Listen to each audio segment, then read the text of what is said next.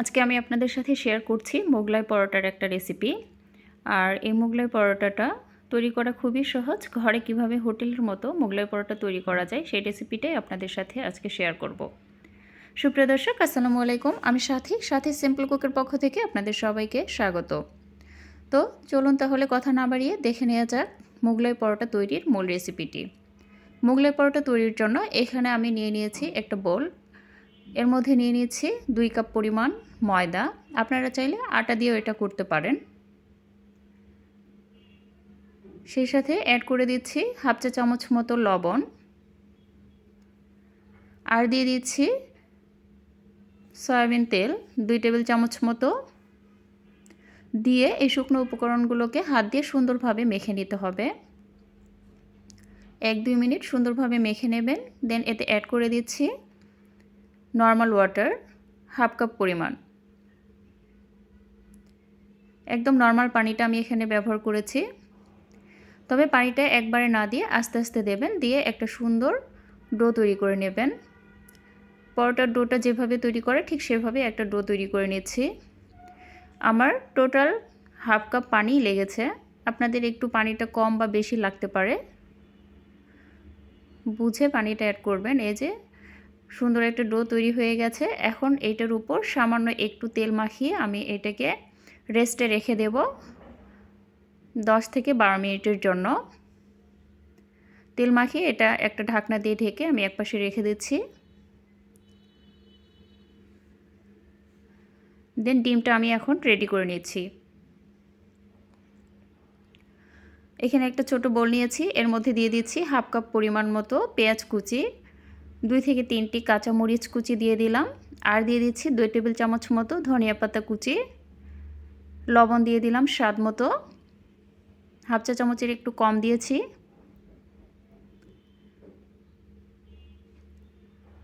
আর দিয়ে দিচ্ছি চাট মশলা। আপনারা চাইলে চাট মশলাটা দিতে পারেন, যদি হাতের কাছে না থাকে এটা স্কিপও করতে পারেন। আর সেই সাথে অ্যাড করে দিচ্ছি 2টা ডিম। আমি এখানে 2টা ডিমই দিয়েছি। একটা ডিমের এই যে দেখেন 2টা কুসুম। আমি ফার্স্ট টাইম দেখলাম যে একটা ডিমের 2টা কুসুম, শুনেছি বাট দেখা হয় নাই। এখন এই সবগুলো উপকরণকে আমি সুন্দরভাবে এভাবে মেখে একপাশে রেখে দেব।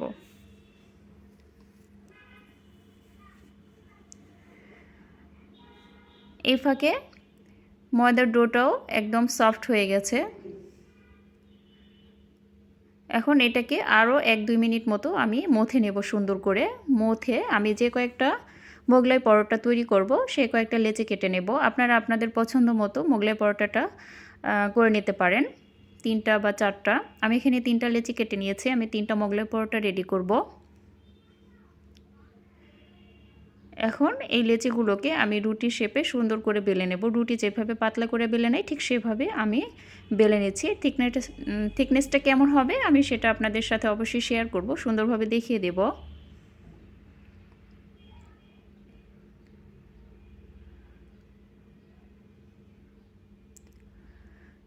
আমি যেখানে রুটিটা বেলি সেই জায়গাটা আসলে অনেক ছোট। আসলে আমার রান্নাঘরটাই ছোট, সেজন্য একটু কষ্ট হয়ে যায় আমার।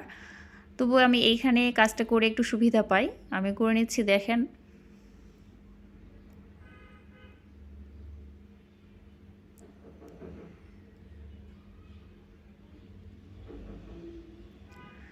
এটা খুব বেশি মোটা হবে না, আবার খুব যে একটা পাতলা তাও না।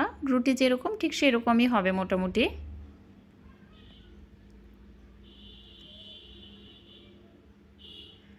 এই যে থিকনেসটা এমন হয়েছে। এখন আমি যে ডিমের ইটা রেডি করে রেখেছিলাম, আমি সবগুলো পরোটা এভাবে বেলে নিয়েছি, একবারে নিয়ে রেখে দিয়েছি। আর ডিমের পুরটা আমি এখানে দিয়ে দিচ্ছি। আসলে এই যে ডিমের এই অংশটা বেরিয়ে আসছে, এর কারণ হচ্ছে আমি পেঁয়াজটা একটু কম দিয়েছি। আপনারা যদি পেঁয়াজের পরিমাণটা একটু বাড়িয়ে দেন তাহলে দেখবেন যে ডিমের এই অংশটা আর বেরিয়ে আসবে না।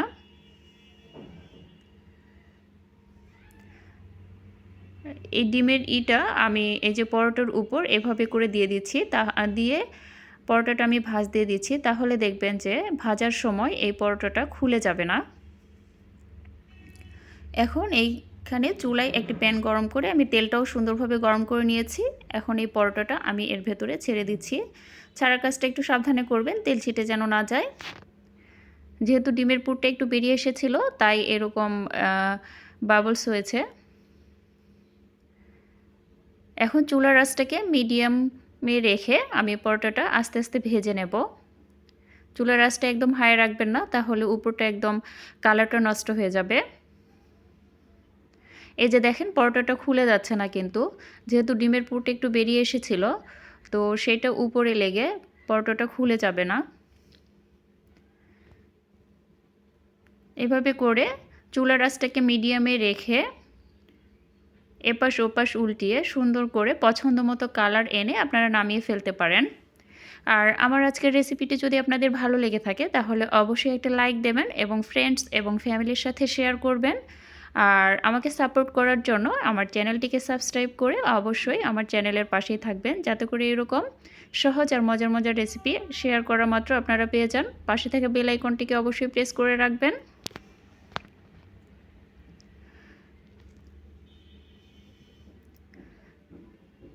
ঠিক একইভাবে আমি বাকি পরোটাগুলোও ভেজে নেব, সেগুলো আমি দেখাচ্ছি না। একটা যেভাবে করেছি ঠিক সেভাবেই আমি বাকি 3টা পরোটা ভেজে নিয়েছি। আমার পরোটাটা মোটামুটি হয়ে এসেছে। এখন আমি পরোটাটা নামিয়ে ফেলব। এই যে দেখেন একটুও কিন্তু ফেটে যায় নাই বা খুলে যায় নাই। আমি এখন পরোটাটা নামিয়ে নিচ্ছি। সেমভাবে আমি বাকি 3টা পরোটা ভেজে নিয়েছি। এখন আমি এটি কেটে দেখাচ্ছি যে এটার ভেতরটা কেমন হয়েছে। একটু ঠান্ডা হয়েছে, তারপরে আমি এটা কেটে নিচ্ছি। একটা ছুরির সাহায্যে আমি কেটে দেখাচ্ছি ভেতরটা কেমন।